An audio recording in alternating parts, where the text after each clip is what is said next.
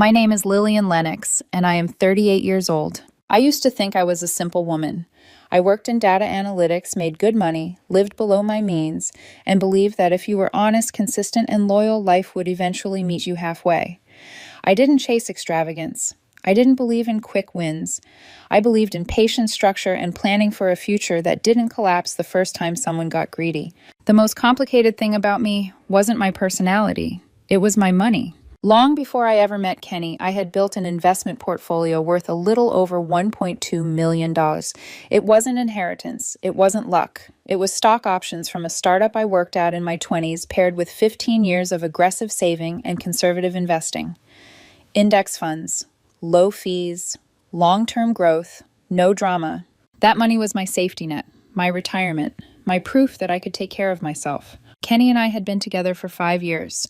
We weren't married, but our lives were blended in all the ways that mattered: shared bills, shared routines, shared plans. We had a joint checking account for daily expenses, but we kept our major assets separate. I never questioned that arrangement. Neither did he. Until his mother moved in. Carolyn, 62, had come to stay with us after a minor surgery. 2 weeks, they said, just until she healed. By week 6, she was still there and she had opinions. Carolyn liked to remind people she'd flipped a condo in the mid-2000s. She didn't mention losing everything in the crash. She watched finance influencers on YouTube and spoke in buzzwords like explosive growth and sleeping capital. She asked invasive questions masked as concern. One night, Kenny sat me down with her at the dining table. "Lillian, honey," he said gently, "we need to talk about our future." I already knew what was coming. Carolyn leaned forward. I smelled her cheap perfume before she spoke. "I've been reviewing your numbers." My blood went cold. "My numbers." Kenny wouldn't meet my eyes. "I might have mentioned the size of your portfolio. Mom thinks you're being too passive." Carolyn nodded solemn. "Your returns are pitiful. I could double it in 18 months if you'd just let me manage it." That was when Kenny's voice hardened. "Stop being difficult, Lillian. This is for us." Then came the sentence that ended everything, though they didn't know it yet. "My mother is our new financial advisor. We've decided. Give her all your investment passwords." I looked at them. I saw the greed, the entitlement, the quiet assumption that what I built was theirs to take. And I smiled. I said I was relieved. I said I was grateful. I said I'd organize everything properly. Inside, something went completely still. This wasn't about money anymore. It was about survival. That night, after Kenny and his mother went to bed, I stayed awake on the couch with my laptop balanced on my knees. The TV muted the house, finally quiet. From the hallway, I could hear Carolyn's soft snoring, steady and confident, the sound of a woman who believed she had already won. Kenny had kissed my forehead before turning in, murmuring something about how proud he was that I was finally seeing reason. I smiled back at him too. As soon as the bedroom door closed, I opened my phone and called my lawyer. Her name was Rachel Coleman, and she'd helped me years ago when I rolled over my old startup 401k into my personal brokerage account. She was efficient, calm, and most importantly, immune to emotional manipulation. She answered on the second ring. "Lillian. Everything okay?" I didn't waste time. I need an irrevocable trust. Immediately. There was a pause, just long enough for her to register the urgency in my voice. "Okay," she said carefully. "That's not usually a midnight call. What's going on?" I stared at the dark reflection of myself in the TV screen. Hostile breakup incoming. I need to protect my premarital assets today. Not tomorrow. Today. Rachel exhaled slowly. "All right. Walk me through what you want." I did. Every detail. Every fear. Every line I refused to let them cross. The entire brokerage account would be transferred into the trust. All of it. Principal holdings, everything. The trust would be managed by an independent third-party fiduciary, no family members, no loopholes. All dividends, interest, and gains would be automatically reinvested. No withdrawals, no income distributions. Kenny would be listed as the sole beneficiary. Rachel stopped me there. "Lillian, you know that means—" "I do," I said. "Let me finish." Kenny would receive nothing, no access, no control, no early distributions, and then there would be one and only one payout clause. Rachel was silent as I explained it. When I finished, she didn't speak for a full 10 seconds. Finally, she said slowly, "Lillian, this is ruthless." I closed my eyes. "It's defensive." She gave a quiet, humorless laugh. "All right, it's legal. It's ironclad. And once it's done, you can't undo it even if you wanted to." "I don't want to," I said. We worked for 2 hours. By the time we hung up, the documents were drafted, the transfer scheduled for first thing in the morning, and the meeting with Kenny and his mother set for the following Tuesday. They thought they were coming to sign management paperwork and receive passwords. They had no idea they were walking into a locked vault. The next morning, I played my role perfectly. I made coffee for Carolyn, listened politely as she rambled about biotech stocks and market cycles she didn't understand. I nodded while Kenny squeezed my hand under the table, proud, relieved, smug. I even suggested we make it official. If we're doing this, I said lightly, we should do it right. Lawyers document signatures. This is serious money. Carolyn puffed up immediately. Exactly. Professionalism. Respect. She talked about needing a new laptop. Maybe special software. I smiled and said we'd discuss it after the paperwork. Inside, I felt nothing. Not anger, not sadness. Just clarity. By Tuesday, the trust was fully funded. My entire financial future was no longer technically mine. And for the first time in weeks, I slept like a child. They were coming for passwords. I was about to hand them something far more permanent. The lawyer's office was exactly what Carolyn expected it to be. Dark wood, glass walls, leather chairs that smelled expensive. She arrived overdressed and overconfident, wearing a structured blazer with exaggerated shoulders and carrying a leather-bound folio like a prop in a play where she was the lead. Kenny was practically vibrating beside her. He leaned over and whispered, "You did the right thing, Lillian. This is going to change everything for us." I nodded soft and agreeable the way he now expected me to be. Rachel was already seated at the long conference table when we walked in. She wasn't alone. Beside her sat an older man in a charcoal suit that probably cost more than Carolyn's entire outfit. He had silver hair, calm eyes, and the faint look of someone who had spent a lifetime watching people underestimate him. Kenny frowned slightly. "Who's this?" Rachel smiled politely.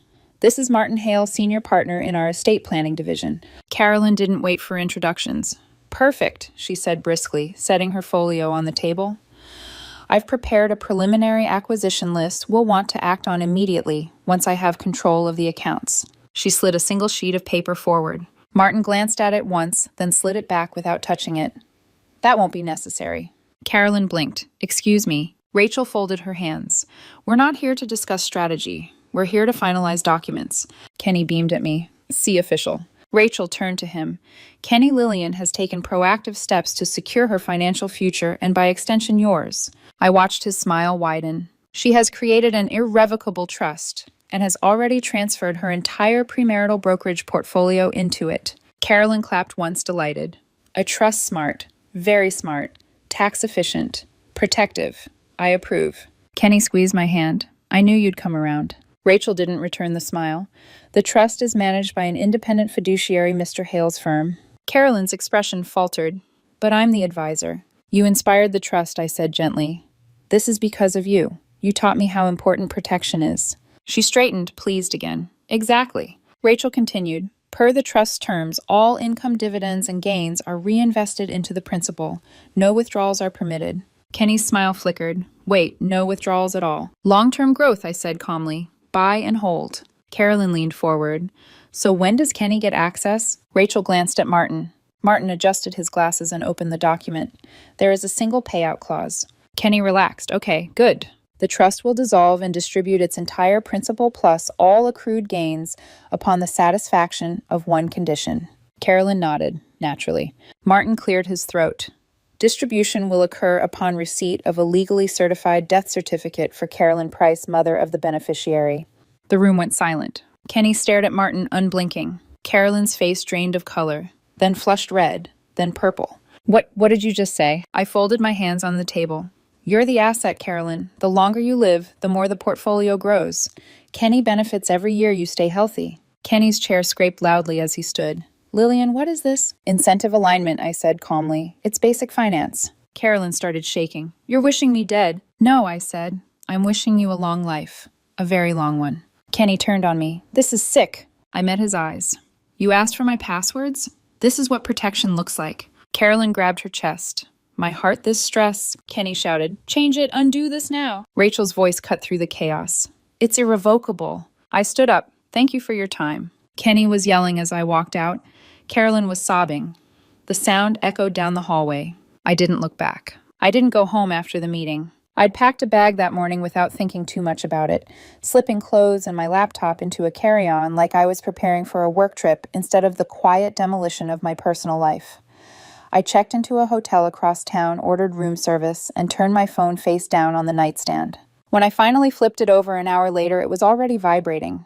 Missed calls, text messages, voicemails stacking on top of one another like waves hitting a breakwater that wasn't going to move. Kenny started first, confused, angry, pleading. Lillian, pick up. This isn't funny. We need to talk. You went too far. My mom is hysterical. What were you thinking? Carolyn followed soon after. Her messages were less restrained. Accusations, threats, voice memos filled with shaking breath and outrage calling me cruel, unstable, dangerous. I listened to one, just one, then I blocked her. The next few days were quiet in the way only the aftermath of a storm can be quiet. I worked remotely. I ate when I remembered. I slept better than I had in months. Somewhere in that stillness, the shock wore off, and something harder settled in its place. Resolve. The retaliation started on day 3. First came the smear campaign. Carolyn called everyone she could think of. Kenny's extended family, mutual friends, even my workplace. She painted me as manipulative, abusive, mentally unwell. According to her version, I had financially trapped her son and placed a death clause on her life. It didn't land the way she expected. My manager forwarded me an email she'd sent and added a single line beneath it, handled. Focus on your project. Also great job on the quarterly model. My parents were worse for her. My mother called me furious. Not at me. At them. She tried to steal your future, and now she's shocked you locked the door. Don't you dare feel guilty. Feel. The legal threat came next. A letter arrived at the hotel from a small firm with an aggressively worded header. It accused me of emotional distress, fraudulent conveyance, and demanded that I dissolve the trust and surrender half the portfolio plus damages. Rachel responded with one sentence. We look forward to deposing your clients regarding their financial credentials and their demand for account passwords. They never replied. The final attempt was Kenny himself. He showed up at my house one afternoon while I was there with a locksmith changing the locks. I shouldn't have opened the door. I know that now. He looked wrecked. Red eyes, wrinkled clothes. He cried immediately. I'm sorry, Lillian. I was wrong. My mom pushed me. I never wanted this. I listened. I let him talk. Then I said quietly, You sat at that table. You called me difficult. You asked for my passwords. He reached for me. I love you. Let's fix this. Counseling. Whatever it takes. Just undo the trust. There it was. I stepped back. It's irrevocable. The tears stopped instantly. So you won't even try. I met his gaze. You already chose money over me. I'm just finishing the process. He left angry. The next day, Rachel filed the paperwork. The paperwork moved faster than I expected. Once the filing was in, everything else seemed to fall away with it, like a structure that had been hollow for a long time, finally giving in to gravity. There were no dramatic court scenes, no shouting matches in front of a judge. Just documents, signatures, and a quiet administrative end to a relationship I had once believed would last. Kenny didn't fight it. Not really. There wasn't much he could do. The house was mine, purchased years before we met, solely in my name. The investment portfolio was premarital and now sealed inside an irrevocable trust that even I couldn't touch. The only shared assets were the joint checking account and some furniture. That was it. The judge reviewed the case, skimmed the trust documents, and listened patiently as Kenny's attorney tried to frame the situation as emotional cruelty rather than financial self-defense. It didn't stick. The ruling was swift, clean. Kenny walked away with his personal savings and half of what little we'd jointly accumulated. Nothing more. But the real consequences weren't legal. They were psychological. I found out about it through Linda, Carolyn's sister. She called me a few weeks later, her voice low and embarrassed, apologizing for everything that had happened. She told me Kenny had moved back in with his mother. And that's when the trap finally snapped shut. According to Linda, Kenny had become attentive. Unnaturally so. He called his mother constantly, 5, sometimes 6 times a day. He reminded her to take her vitamins, sent her articles about heart health, pressured her into doctor appointments she didn't want. Carolyn noticed. She noticed the way he watched her now, not with affection, but calculation. Every cough made him tense. Every skipped meal made him hover. She stopped eating food he prepared, stopped drinking anything she hadn't poured herself. One night she told Linda in tears that she felt like she wasn't a mother anymore. She was a number, a living, breathing asset. Kenny, meanwhile, was trapped too. Every year his mother stayed alive, the trust grew. Every birthday she celebrated added another layer of resentment. He needed her healthy, but not too healthy. Present, but never independent enough to leave. They were locked together by the very greed that had brought them to my table, demanding passwords. As for me, I changed the locks. I repainted the office they'd torn apart. I put my papers back where they belonged. I lost a relationship I thought was built on partnership. That part still hurt. I won't pretend otherwise. But my future was intact. My boundaries were intact. And the noise, the constant pressure, the entitlement, the manipulation was gone. I wasn't a hero. I was just a woman who refused to hand over her life savings to people who saw her as a resource instead of a person. My phone is quiet now. And for the first time in a long time, so am I. My name is Judith Davenport. I'm 29 years old, and 3 days ago on Christmas, I watched my boyfriend dismantle our entire relationship in front of my family over mashed potatoes and roast chicken. I'm still replaying it in my head like maybe I missed something. Maybe there was a moment I could have stopped it before it turned into what it became. But the truth is, nothing I could have said would have changed the outcome. He showed me exactly who he was that night. I just hadn't expected him to do it so publicly. We'd been together for about 18 months. We met at a mutual friend's birthday party, one of those loud rooftop things where everyone pretends they're more successful than they are. He was charming, polished, and very aware of how he came across. He worked in pharmaceutical sales, drove a leased BMW, wore tailored coats, and talked a lot about trajectory. At the time, I thought it was confidence. Looking back, it was insecurity dressed up as ambition. I didn't mind his love for status, designer watches, name-dropping executives he'd met once at conferences, constant comparisons between himself and people doing better. I figured underneath all of that was a real person, someone who cared about connection more than appearances. I was wrong. What he didn't know about me was simple. For the past 4 years, I'd been running a small enterprise security software company with 2 college friends. Boring B2B tools, no flashy apps, no buzzwords, just solid infrastructure that worked. We ran it quietly out of my apartment. I wore hoodies, drove my 2019 Honda Civic, and lived in the same modest place I'd had since grad school. To him, I was just a tech girl with an okay salary. What he didn't know, and what I was planning to tell him on New Year's Eve, was that after 8 months of acquisition talks, the deal had closed on December 19th. $8 million. After taxes and splits, my share was just over $2.4 million. I'd told my parents, my business partners, no one else. I wanted it to be a surprise. I'd even bought a ring. Christmas dinner was at my parents' house. Everyone was there. My mom, my dad, my older sister, and her husband, and my grandmother. He'd been distant all week, glued to his phone, short answers. I chalked it up to holiday stress. We just finished the main course when my mom, trying to be warm as always, asked him about work. Normal conversation, small talk. He sighed dramatically, set down his fork, and looked at me like I was something he'd outgrown. I've been thinking a lot about us, he said. The table went silent. My sister's eyes widened. My grandmother froze mid-sip. You're not what I expected when we started dating, he continued. I blinked. What did you expect? He gestured vaguely at me. This. I thought you'd be further along by now. More ambitious. More successful. My dad slowly set down his wineglass. I'm doing fine, I said, honestly, confused. The company's doing really well. He laughed. Actually laughed. Your little computer thing. You work from home in sweatpants. You drive a Honda. You've worn the same jacket for 2 years. My sister tried to interrupt. Maybe this isn't... No, he cut her off. I need to say this. Then he turned fully toward me. I think we should break up. I need someone successful. Someone who's going somewhere. I'm 30. I can't waste more time hoping you'll figure your life out. Dead silence. The irony was overwhelming. 4 days earlier, I'd deposited over $2 million. 6 days later, I'd planned to propose. And here he was, dumping me at my parents' Christmas table because I didn't look rich enough. What did you expect? I asked quietly. Someone who could give me the life I deserve, he said. Not someone content to just exist. I reached for my phone, pulled up my banking app, and slid it across the table. The little computer thing sold last week, I said. That's my share, after taxes. His face drained of color. He stared at the screen. Back at me. Back at the screen. That can't be right. It is. You never told me. I wanted to be with someone who liked me, I said calmly. Not my money. He started crying. I didn't mean it like that. You meant every word. I stood up. You just broke up with me in front of my entire family because you thought I was a loser. Merry Christmas. You're single now. My mom quietly said you should probably go. My grandmother smiled. He grabbed his coat and left without another word. I watched his car pull out of the driveway and knew deep down that this wasn't over.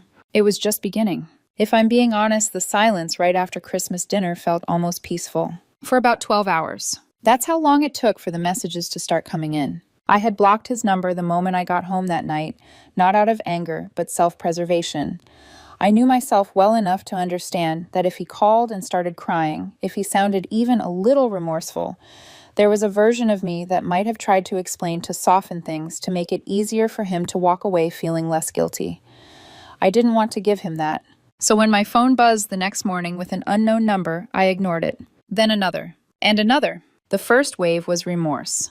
Texts sent late at night, long and rambling, full of apologies that somehow never quite reached accountability. I wasn't thinking straight. I was stressed about work stuff you don't know about.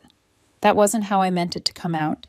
Can we just talk for 5 minutes, please? They came from his work phone, from a number registered under his sister's name, from random area codes I didn't recognize. I didn't respond to a single one. I screenshotted everything and forwarded it to an email folder I'd labeled very deliberately, just in case. By December 27th, the tone shifted. The apologies dried up and were replaced by something sharper, something defensive. You lied to me for 18 months.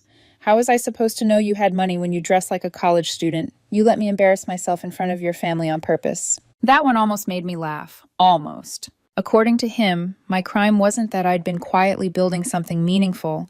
It was that I hadn't broadcast it loudly enough for his comfort. Apparently living modestly was now a form of deception. He even accused me of setting him up, of orchestrating the entire Christmas dinner as some elaborate humiliation ritual, as if I'd somehow planned to be insulted in front of my grandmother just to prove a point. The mental gymnastics were impressive. I kept ignoring him. On December 28th, my mom asked if she could stop by for coffee. She didn't sound upset, just tired. That's when she told me his mother had called her. Apparently, the conversation started civilly enough. Holiday greetings. Polite concern. Then it escalated fast. His mother demanded that I do the right thing and take her son back because he'd made one small mistake and was clearly under a lot of pressure. According to her, we were meant to be together, and I was being cruel by refusing to forgive him. My mom listened. Then she said something I will forever be grateful for. Your son publicly humiliated my daughter because he thought she was poor. Now that he knows she's not, he wants her back. That's not love. That's entitlement. Please don't call me again. His mother responded by calling my mom bitter, said she'd raised a cold, unforgiving daughter who didn't understand compromise. My mom hung up. By December 29th, things escalated again. I was sitting in a coffee shop near my apartment laptop open, trying to focus on normal post-acquisition tasks, meetings with a financial advisor, emails from lawyers, the unglamorous logistics of suddenly having more money than I ever planned for. I felt someone slide into the booth across from me. I looked up. It was him. And beside him, his sister, the same woman who'd always looked at me like I was a placeholder girlfriend, something temporary until he leveled up. We need to talk, he said. No, I replied calmly. We don't. His sister leaned forward. Look, he made a mistake. People say things they don't mean when they're stressed. You can't throw away 18 months over one bad dinner. One bad dinner, I repeated. He listed reasons why I wasn't good enough in front of my grandmother. He reached for my hand. I pulled it back. I was wrong, he said quickly. I admit it.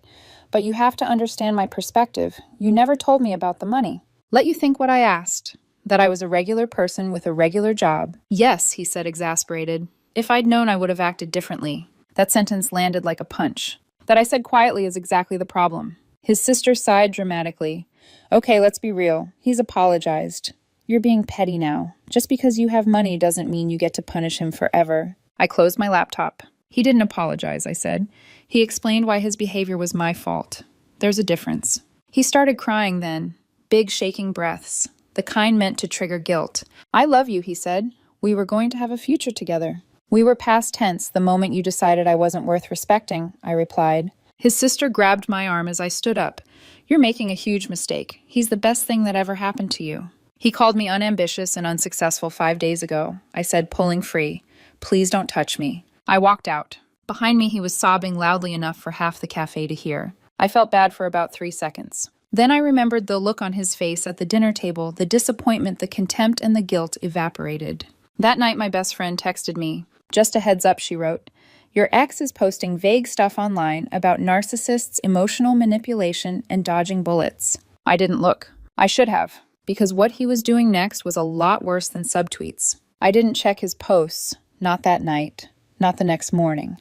I told myself it didn't matter what story he was spinning online because I knew the truth, my family knew the truth, and the people who actually mattered weren't going to be swayed by vague captions and carefully cropped sadness.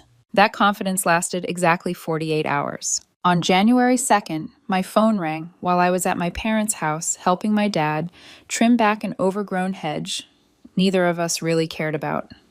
The caller ID showed one of my business partners.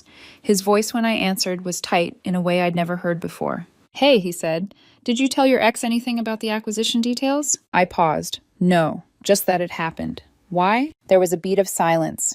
Then, because someone's been posting about our company online, anonymous account, LinkedIn.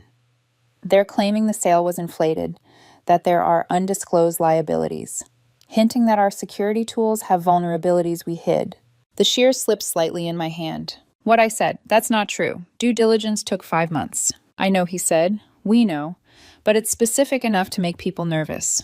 The acquiring company's PR team is asking questions. My stomach dropped in that slow, sinking way that tells you something is wrong long before your brain catches up. You think it's him, I asked? I don't know who else would have a reason, he said carefully, or enough detail to sound credible. I went inside and sat at the kitchen table, my dad watching my face change as I listened. Within an hour, I was on the phone with my lawyer. He explained it calmly. The posts were vague enough to avoid immediate defamation claims, but targeted enough to be disruptive. The kind of thing meant to apply pressure, not win a case. Unless we could prove who was behind them, there wasn't much we could do legally yet. But he added we can send a cease and desist to his known email addresses. Make it clear that any defamatory statements tied back to him will escalate fast. We did. The response didn't come from him. It came from his sister. She called me less than an hour after the email went out. You're threatening to sue him now, she snapped. Are you serious? Someone is spreading lies about my company, I said evenly. If it's not him, then he has nothing to worry about. He's devastated, she said. He's barely eating. Then he should stop escalating things. It's not him, she insisted. He would never do that. Then tell him to stop calling me, stop posting about me, and stop involving himself in my professional life. There was a sharp exhale on the other end. You're cold. You know that. Completely heartless. He's better off without you. Great, I said. Then everyone wins. I hung up. The next day, January 3rd, I wasn't even home when he showed up at my apartment building. I found out because my neighbor texted me. Hey, she wrote. Some guy's been sitting in the parking lot for like 2 hours. He knocked on your door a bunch. He's crying in his car now. Everything okay? I stared at the message, a familiar tightness settling in my chest. Not fear exactly, but the discomfort of realizing boundaries mean nothing to someone who feels entitled to your attention. I called building security, explained the situation. They asked him to leave. He did, but not before slipping something under my door. A letter. 6 pages. Handwritten. I didn't read it all at once. I skimmed first, scanning for threats for anything that made my stomach clench. Mostly it was self-pity dressed up as vulnerability. He wrote about how much he loved me, how Christmas dinner wasn't really about me, but about his coworker getting engaged to a surgeon, about how he'd spent his whole life performing for approval and took it out on the person who felt safest. Then came the part that made my jaw tighten. He'd quit his job, said he couldn't focus, that his lease was up in February, that maybe we could start fresh together. The audacity was breathtaking. He dumped me for being unsuccessful, then quit his job and tried to position himself as my responsibility. I didn't respond. I showed the letter to my lawyer instead. He added it to the file without comment. That same night, my mom called me, her voice sharp with anger. He's here, she said. What I asked, sitting up straight. Where? Not him, she corrected. His mother. She's in our driveway. She's yelling. I felt something inside me go very still. I'm on my way, I said. You don't need to be, my mom replied. Your father's recording. And suddenly I understood. This wasn't about reconciliation anymore. This was about control. And they weren't done yet. By the time I reached my parents' house, his mother was already gone. But the damage, emotional, not physical, lingered in the cold air like smoke after a fire. My dad had recorded the entire confrontation on his phone. Not because he wanted evidence, he told me later, but because something about the way she was yelling, pacing the driveway, pointing at the house like it owed her something, had triggered a quiet instinct in him, the kind you develop after raising kids long enough to recognize when a situation is about to get ugly. We watched the video together in the living room. She stood near the edge of the driveway, coat unbuttoned, despite the cold voice loud enough for the neighbors to hear. "Your daughter is a con artist," she shouted. "She pretended to be poor to trap my son." My mom, calm to the point of icy, responded without raising her voice. "My daughter lived honestly. Your son humiliated her because he thought she didn't have money. Now that he knows she does, he's harassing her. That's not deception. That's character." "She loved him," his mother snapped. "And your daughter threw him away like garbage. She called him unambitious and unsuccessful in front of his grandmother," my mom replied. "What exactly did you think would happen?" His mother started crying, then loud performative sobs. "He's not eating," she wailed. "He quit his job. He's falling apart. She has to fix this." That was when my dad stepped into frame. "Ma'am," he said evenly, "my daughter is not responsible for your son's choices. He made them very publicly. If you don't leave, I'm calling the police." She screamed that we were heartless people, that my family was cruel, that I deserved to be alone. Then she left. My parents saved the video, just in case my dad said. That night, I got one last text from an unknown number. "You're going to regret this. You can't humiliate someone and walk away." I screenshotted it and forwarded it to my lawyer. Then I blocked the number. January blurred after that. The anonymous LinkedIn post continued for a few more days, just long enough to be annoying, not long enough to be catastrophic. My lawyer sent a second, more aggressive letter, this one threatening subpoenas and IP tracking. Funny how quickly the post stopped after that. The acquiring company's legal team did their own digging and quickly realized the accusations didn't hold water. Due diligence documentation shut everything down. The sale stood. My partners and I exhaled collectively. As for him, the harassment died down too. Not because he suddenly found perspective, but because his sister stepped in. Not to protect me, to protect the family reputation. I heard through mutual acquaintances that she'd finally forced him into therapy after his behavior started embarrassing them publicly. Apparently, he'd admitted off the record that the online posts were his idea, a way to even the score. His therapist told him to stop immediately. I could have pursued a harassment case. My lawyer said I had grounds, but by then I was tired. Dragging it out would have meant staying emotionally tethered to him longer than I wanted. The money, the stress, the time, it wasn't worth it. I didn't want revenge. I wanted peace. Karma, though, was already doing its slow, methodical work. Through the same grapevine, I learned he hadn't just quit his job, he'd burned the bridge behind him. A spectacular exit, apparently. Told his manager off. Blamed toxic pressure. Pharmaceutical sales is a small world. Word travels. He'd been job hunting for weeks, no callbacks. His lease was up February 1st. His parents refused to let him move back home after the scene his mother caused at my parents' house. He was staying with his sister in her one-bedroom apartment, sharing space with 2 cats he was allergic to. And the coworker he'd been texting during Christmas week, the one he'd been quietly comparing me to, a finance guy he met at a conference. He ghosted him the moment he found out about the job loss. Poetic, really. By the 3rd week of January, the chaos had finally settled. That's when I ran into him again, and realized I wasn't as done as I thought. I ran into him on January 25th. It wasn't dramatic, no music swelling, no perfectly timed confrontation. Just a grocery store on a Tuesday evening, fluorescent lights humming overhead, the cereal aisle half empty. I was comparing 2 boxes of granola when I felt it, that strange prickle at the back of your neck that tells you someone is looking at you. I turned. He stood a few feet away, frozen, a basket hanging loosely from one hand. He looked different. Not in a satisfying way, just worn down, dark circles under his eyes. Shoulders slumped like he was carrying something heavy he couldn't set down. The polished confidence he used to wear so effortlessly was gone. For a second, neither of us spoke. I nodded once, polite, neutral. Then I turned back to the granola. I thought that would be the end of it. It wasn't. "Can we talk?" he asked quietly. I sighed, not dramatically, not angrily, just tired. "There's nothing to talk about." "I just need a minute," he said. "Please." I looked at him then, really looked. This wasn't the man who'd dismissed me at a dinner table or tried to punish me professionally. This was someone smaller, broken down by consequences he hadn't expected to face alone. "Still, I'm listening," I said, "for 1 minute." He swallowed. "I'm sorry, really sorry. Not because things turned out the way they did, but because I hurt you. I was wrong." There it was. Not an excuse, not a justification, just a sentence. I waited. "I've been going to therapy," he continued.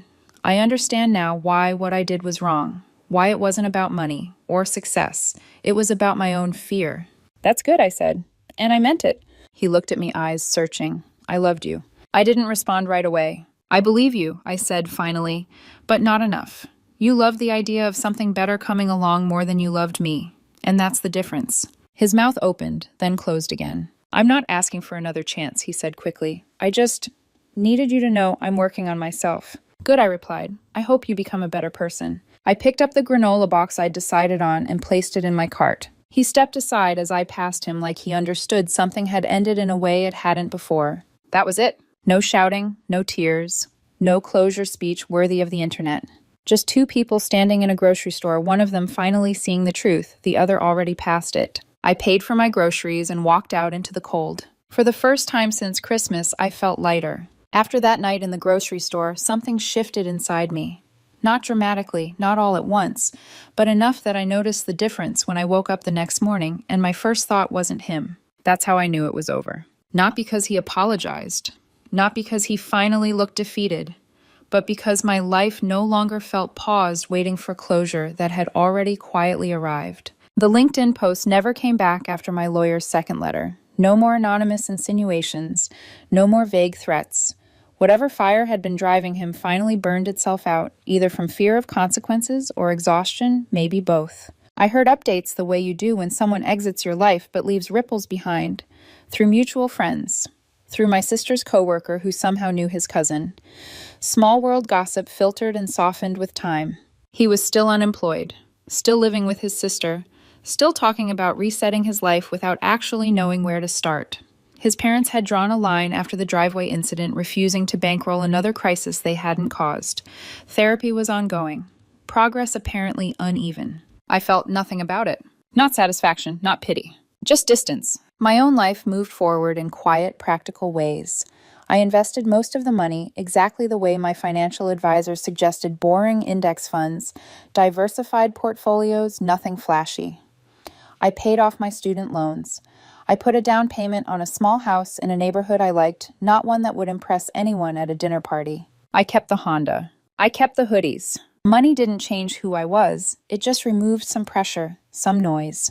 The harder part was trust. I downloaded dating apps, deleted them, downloaded them again, went on one coffee date and spent half of it wondering what the other person assumed about me based on my shoes, my phone, the car I drove. I hated that part of myself, the suspicion, but my therapist reminded me healing isn't linear. Yes, she said gently, you need to work on not assuming everyone has ulterior motives, but it's also okay to protect yourself. Fair. My family was steady through all of it. My parents never asked if I regretted not telling him earlier.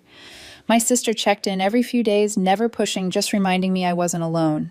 My grandmother sent care packages, cookies, handwritten notes, and pointed comments about finding a man who appreciates substance over sparkle. She wasn't subtle. I took her on a trip with some of the money I'd planned to use on the ring. Nothing extravagant, just somewhere warm, somewhere quiet.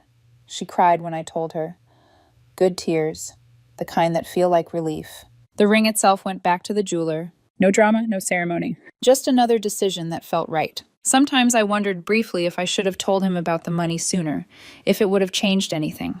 Maybe he would have revealed who he was faster, or maybe he would have hidden it better, learned how to perform appreciation instead of entitlement, and I'd have married someone who loved my success more than me. There's no way to know. What I do know is this: he showed me exactly who he was when he thought I had nothing extra to offer. No safety net, no status boost, just myself. That information was expensive, but it was worth it. A friend asked me once if I was happy the truth came out the way it did. Not happy, I said. Grateful. Better to find out at a dinner table than in a divorce court. He raised his glass. To dodging bullets. I smiled. To dodging bullets. That chapter of my life is closed now. Not with anger, not with triumph, just with clarity. And to anyone out there being told they're not enough by someone who claims to love them, listen carefully. You are enough when you're driving a Honda. You're enough before the millions. Find someone who sees that. My name is Ashley Vaca, and I was 32 years old when I realized that disrespect doesn't always arrive. Screaming. Sometimes it slips in quietly disguised as honesty delivered in a single text message that dares you to accept it. I had been with Warren Foster, my boyfriend, for just over 2 years. 8 months ago, I let him move into my apartment. I'd been renting that place for 4 years before Warren ever brought his first overnight bag through the door. The lease was in my name.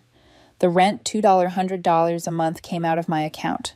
Every month like clockwork. Warren contributed about $400 for groceries and utilities, and liked to say he was saving for something bigger. I believed him. I wanted to. That detail matters. It becomes very relevant later. For the first year and a half, things felt normal, comfortable, familiar. But about 6 weeks before everything blew up, something shifted. Warren was suddenly glued to his phone, smiling at messages he wouldn't explain. He started going out more, staying later, claiming work drinks or spontaneous plans with friends. He was physically present, but emotionally distant, like his body showed up while his attention lived somewhere else. I'm not the jealous type. I don't interrogate, don't snoop, don't track locations. I believe adults deserve space. So I told myself I was imagining things, that relationships go through phases, that trust means not assuming the worst. Thursday night, I was making dinner when my phone buzzed. Warren. Hey, I'm staying at a friend's place tonight. Don't wait up. It felt off, but not alarming. I asked which friend. He said a coworker, they were working on a project. I said okay, packed his leftovers into the fridge, went to bed alone. Friday morning came and went. He wasn't home. I texted. He read it and didn't respond for hours. When he finally did, he said the project ran late and he'd probably stay another night. I remember staring at the screen longer than necessary, something uneasy settling in my chest. Friday evening, my phone buzzed again. Warren, I'll be at my ex's place tonight. Don't wait up. Not a coworker, not a friend, his ex-girlfriend. He didn't soften it, didn't explain, didn't ask how I felt. Just informed me like this was a normal, acceptable update in a committed relationship. Like I was supposed to nod, smile, and clear space on the couch for his absence. I read it 3 times. The audacity was breathtaking. My fingers hovered over the keyboard for a long moment. I typed a dozen responses in my head. Angry ones, sarcastic ones, heartbroken ones. Then I deleted all of them and sent back 2 words. Me have fun. And that was the moment something inside me went very, very still. Warren treated my apartment like a personal storage unit. His clothes had taken over most of the closet, shoes scattered everywhere. His gaming setup dominated the living room. His toiletries covered the bathroom counter. All the little compromises I'd made in the name of partnership suddenly felt heavy. So I went to the dollar store and bought trash bags. I didn't cry. I didn't yell. I packed. Every single thing that belonged to him went into a bag. Clothes, chargers, his blender he used once, his books, his shoes. If it was his, it left my space.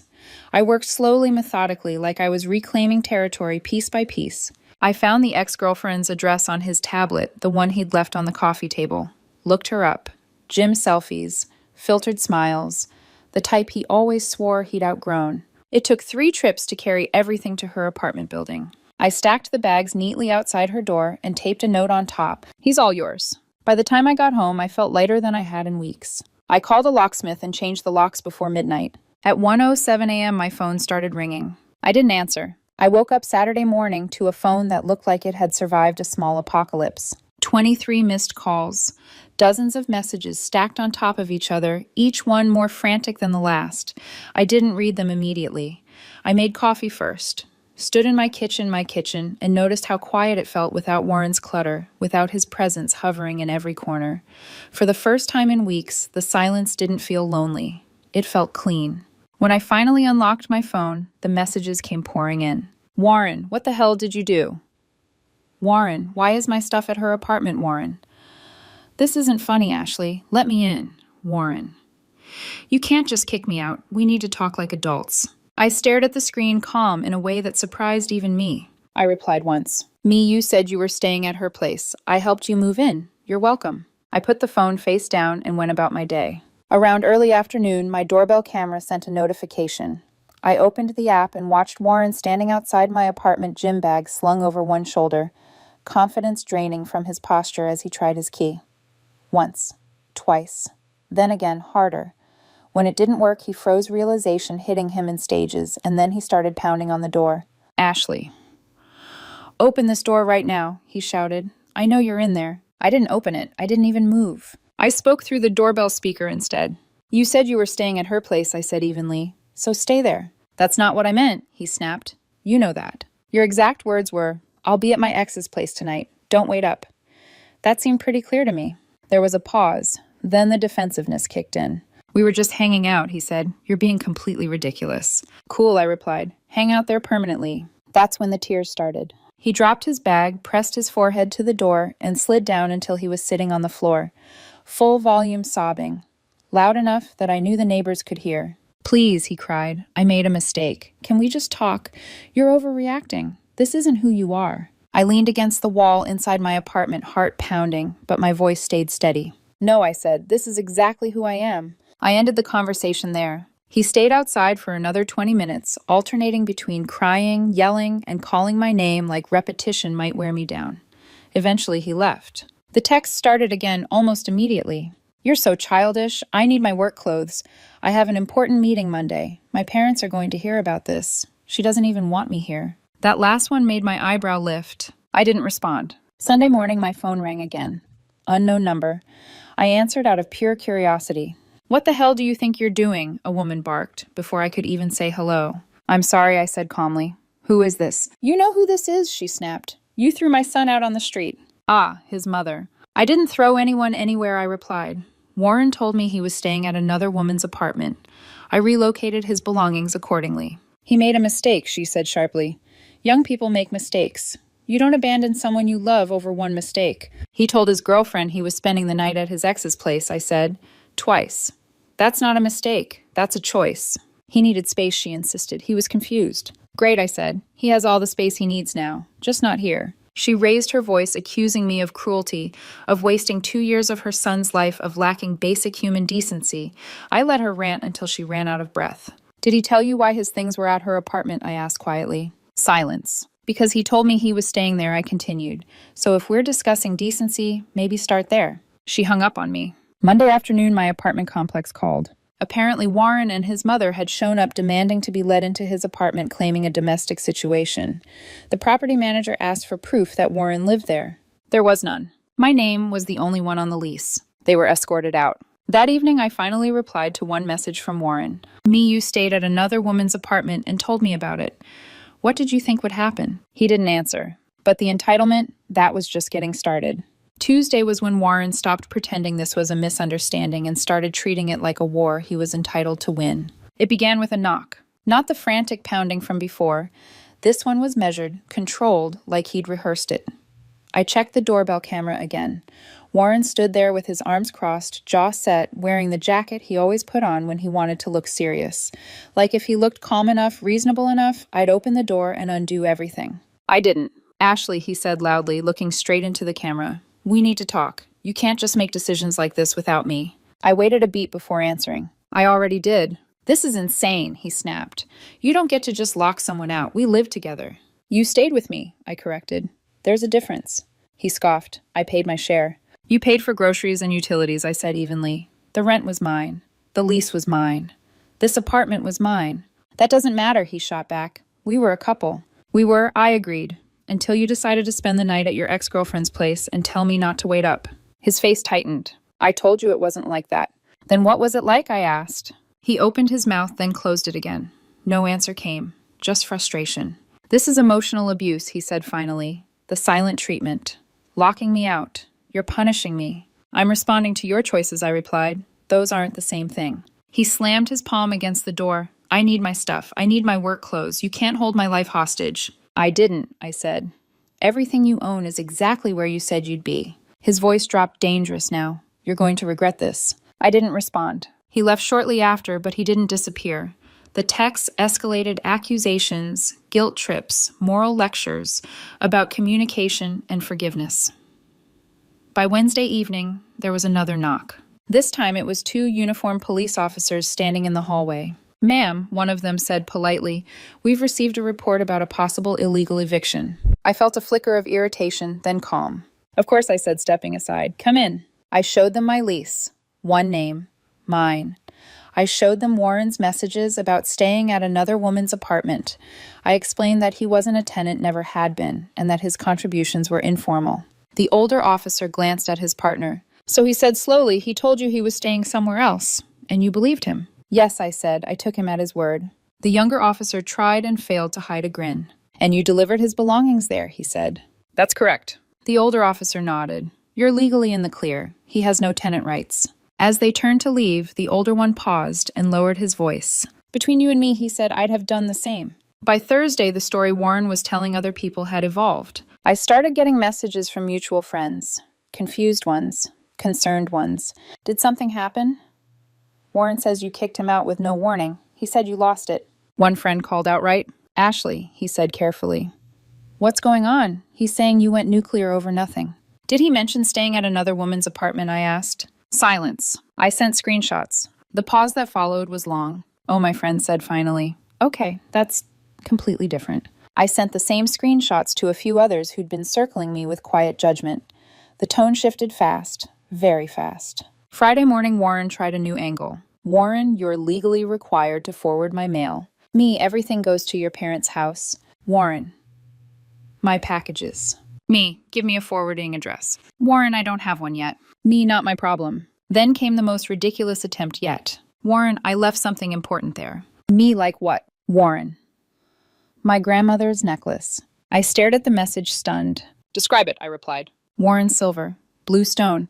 It means a lot to me. I didn't look, because it didn't exist. By the end of the week, it was clear this wasn't about closure. It wasn't about love. It was about control and losing it.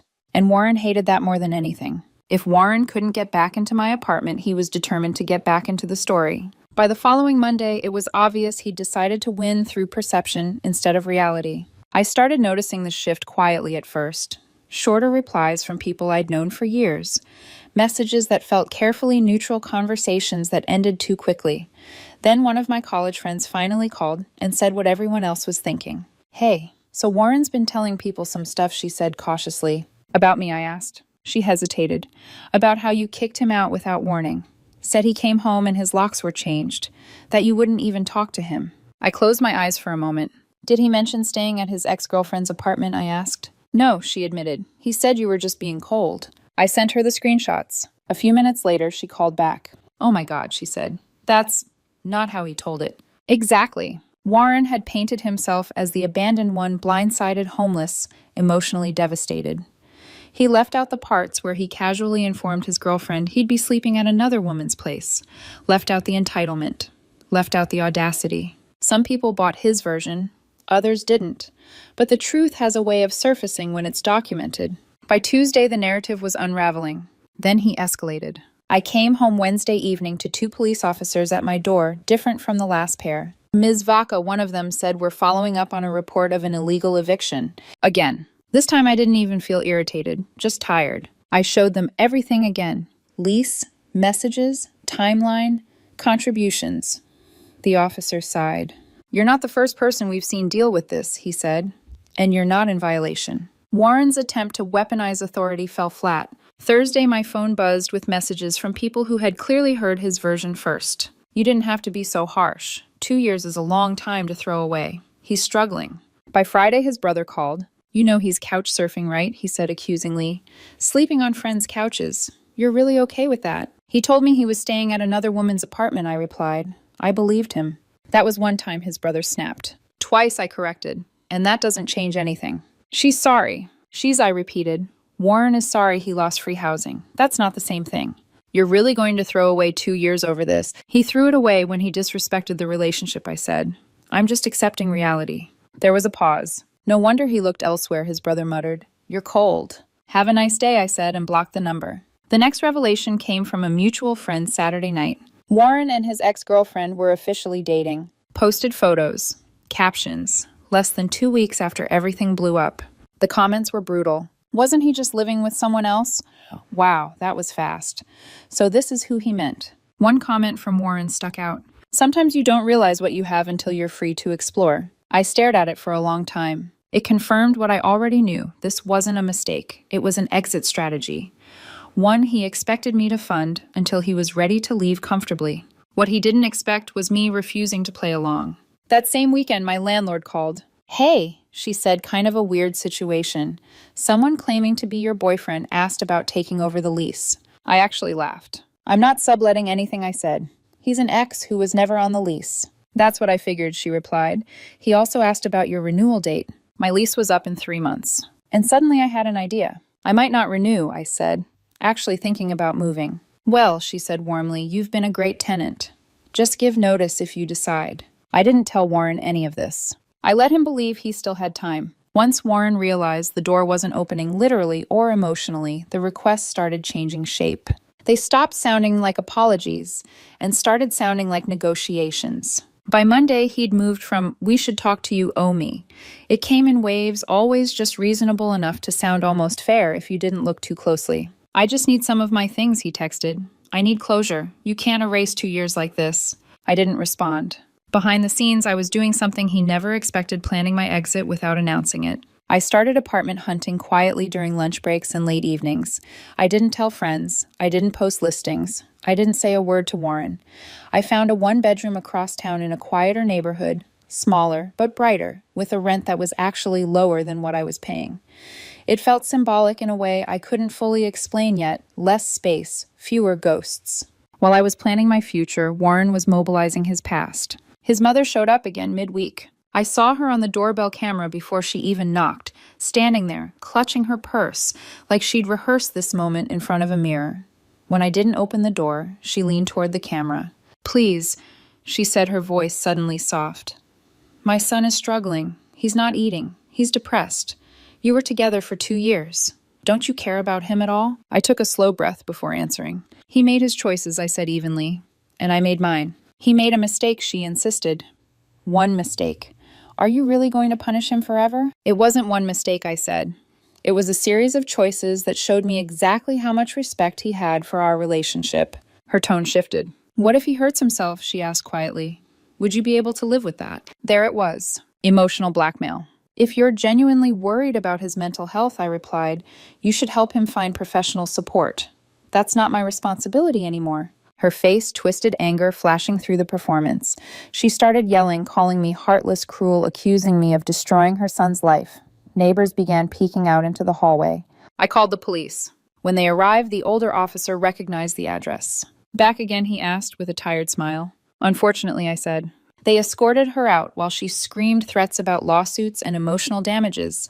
As she was leaving, one officer turned back to me. She's saying they're going to sue you, he said, just so you know. I have everything documented, I replied. Let them try. That night, Warren's ex-girlfriend entered the picture directly. She messaged me on social media. Her, you need to back off. He's going through a lot because of you. Her, you don't get to just ignore him. I stared at the screen, stunned by the audacity. Me, you wanted him. You have him. You deal with him. Her response came quickly. Her, he still cares about you. You could at least help him get on his feet.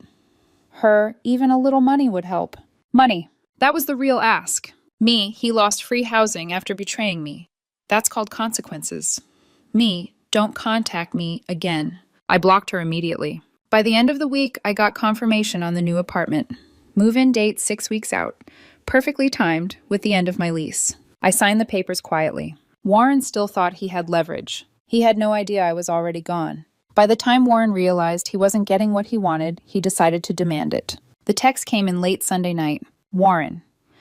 We need to meet face to face. I'm not asking anymore. Warren. Tomorrow. Coffee shop on Main Street. 2 p.m. Be there. I actually laughed out loud. The entitlement never stopped. Amazing me the way he spoke, as if he still had authority over my time, my presence, my decisions. As if I was still waiting at home for instructions, still playing my role in his life. I didn't reply. 10 minutes later, another message came through. Warren. If you don't show up, I'm coming to the apartment and I'm not leaving until we talk. That one made me pause. Not because I was afraid, but because it was perfect. Me fine.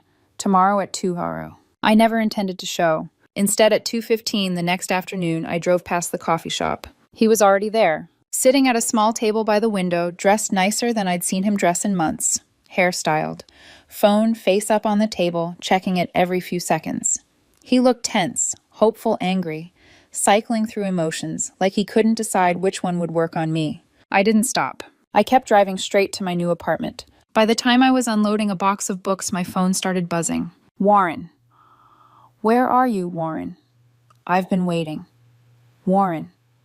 Are you serious right now? I let the messages pile up while I hung a jacket in my new closet, while I opened windows, while I took in the unfamiliar quiet of a place that didn't hold any memories of him. Finally, I replied, "Me changed my mind. Not interested in meeting." His response was instant. "Warren, you're unbelievable. Warren, I'm coming to the apartment." I smiled.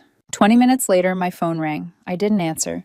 Then the text came fast, confused, panicked. "Warren, why is there furniture in the window?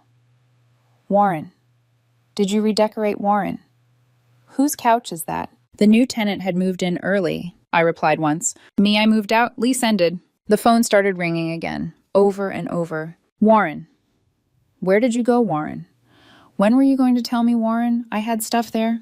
Warren, you can't just disappear." I waited until the calls stopped. Then I sent the final message he would ever receive from me. "Me, your things left the night you told me you were staying at another woman's place. Me, I don't owe you my forwarding address. Me, enjoy your life." I blocked his number, blocked his mother, blocked his brother, blocked his ex-girlfriend, blocked anyone who might try to carry messages between us. By the time my head hit the pillow that night, I felt something I hadn't felt in months. Relief. But the story wasn't done with me yet. For about a week after I blocked everyone, the silence felt unreal, like the calm after a storm, when you're not sure whether it's actually over or just catching its breath. Then the letter arrived. 6 pages, handwritten, folded neatly and stuffed into an envelope with my name written in careful, familiar handwriting. Warren had found my new address. I sat at my kitchen counter and read the entire thing once, then again slower. It was a masterpiece of contradiction. He wrote about how our love was meant to be, how I was throwing it all away out of pride. He listed everything he'd sacrificed for our relationship jobs. He never left plans. I never asked him to change opportunities he claimed he'd turned down. He accused me of being controlling for changing the locks after he told me he was staying at another woman's apartment. He demanded $3,000 to help him get back on his feet since I'd ruined his life. The letter ended with, "I'll always love you, even though you've broken my heart." I took photos of every page and put the letter in the trash. A week later, the threat became real. Warren posted a long public rant on social media about financial abuse, emotional control, and being suddenly thrown out with nothing. The comments flooded in sympathy outraged people who barely knew me, declaring that I deserved consequences. I watched it sit there for a full day. Then I posted the screenshots. All of them. The texts, the timeline, the message where he told me he'd be staying at his ex-girlfriend's apartment. My caption was simple. "Since we're sharing stories, here's the full one. He spent 2 nights at another woman's apartment while we were together. When I changed the locks on the apartment I paid for alone, he called it abuse. Decide for yourself." The comment section exploded. People who had defended him turned silent. Others started asking questions. Someone tagged his ex-girlfriend. Someone else asked if this was why they'd started dating so quickly.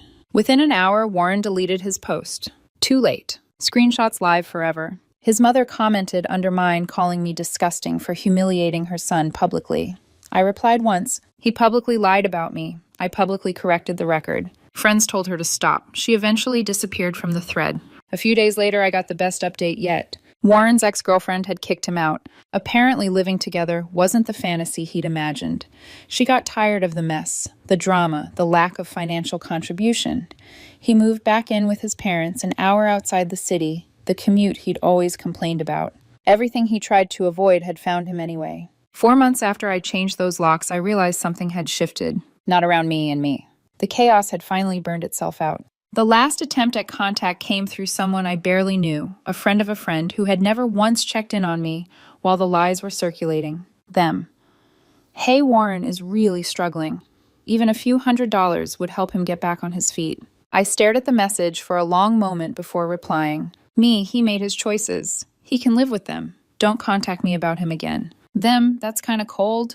"Me so is betrayal." I blocked the number and felt nothing about it. Life without Warren turned out to be surprisingly peaceful. My new apartment was smaller, but it was mine. No clutter. No walking on eggshells. No feeling like I was funding someone else's escape plan. Work was going well. I got a raise I hadn't even asked for.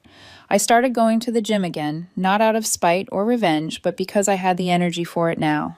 I wasn't constantly managing someone else's moods anymore. A few weeks later, I started seeing someone new. His name was Michael Reyes. He had his own place, his own career, his own life, a fact that felt revolutionary after everything I'd been through. On our third date, I told him the whole story, all of it. He blinked once and said, "So he told you he was staying at another woman's apartment and expected you to just accept that?" I laughed. That was exactly my reaction. One of my friends asked me later if I felt bad about how everything turned out. The honest answer, not even a little. Warren chose to cheat. Warren chose to disrespect me. Warren chose to tell me about it like I'd be fine with it. Warren chose to rewrite the story when reality caught up. All I did was refuse to be a doormat. The revenge wasn't elaborate, it wasn't dramatic. I didn't scream, threaten, or beg. I changed my locks. I moved apartments. I blocked him everywhere.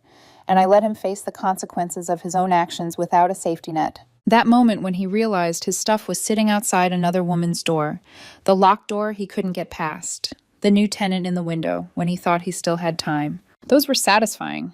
But the real satisfaction came from trusting myself enough to walk away from someone who thought I was stupid enough to accept that level of disrespect. To anyone reading this who's dealing with something similar, you're not crazy.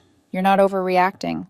When someone shows you who they are through their actions, believe them. And don't let anyone guilt you into accepting disrespect just because you have history. Life's too short to be someone's backup plan. Final update, Warren's mother tried to add me on social media last week. I declined.